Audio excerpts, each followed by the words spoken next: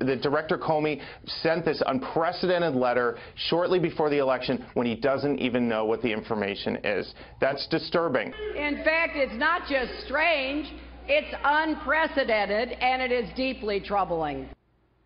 So with dozens of top Democrats taking the chance to attack Director Comey, it got some attention when the White House today said this. The president believes that Director Comey is a man of integrity, he's a man of principle, and he's a man of good character. These are the traits that led the president to select him to be the director of the FBI, and these are tough questions.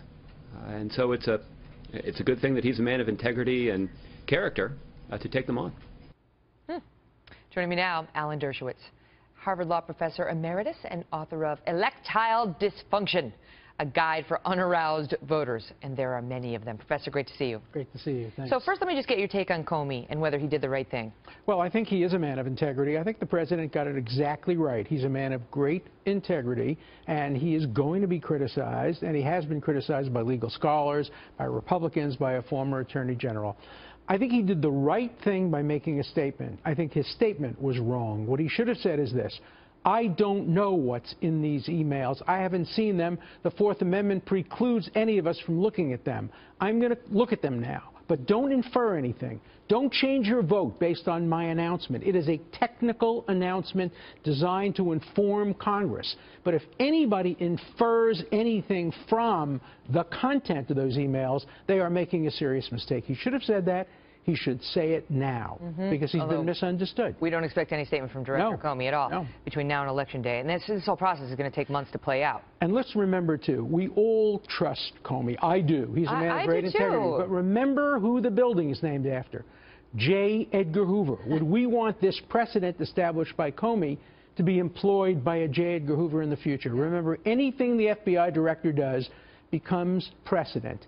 And what he's done poses a dangerous precedent by an FBI director who might actually want to put his thumb on the scale. I trust Comey as a recovering lawyer who's been told by lawyers with Republican and Democratic backgrounds for years that he's a straight shooter and that he calls them like he sees them, and irrespective of politics. Let's just talk about this, though.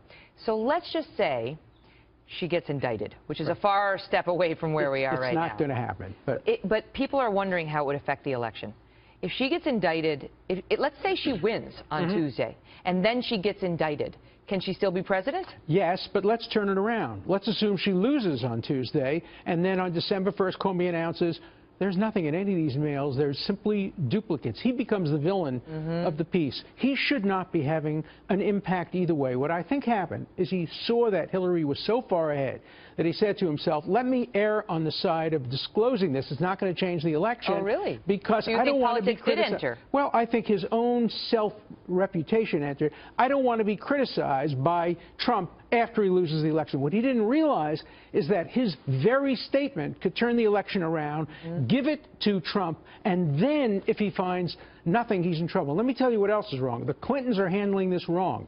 By criticizing him, they are putting unconscious pressure on him to find something.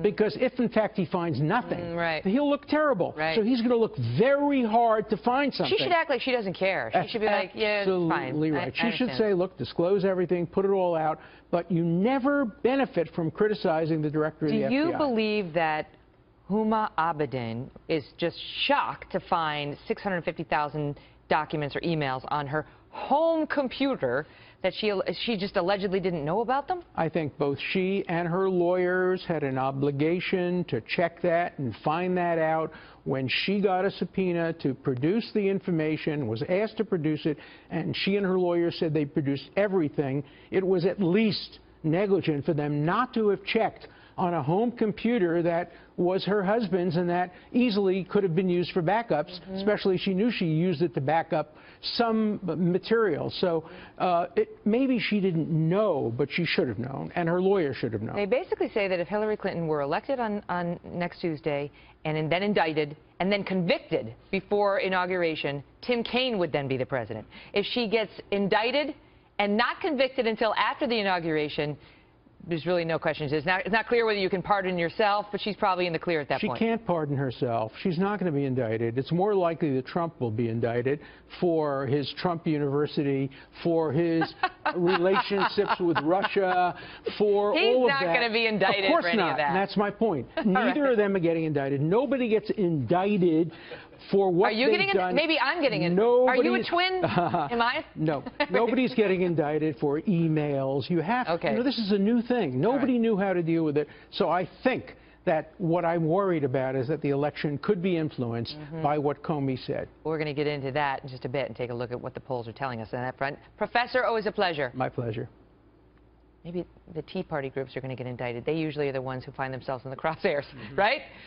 Okay.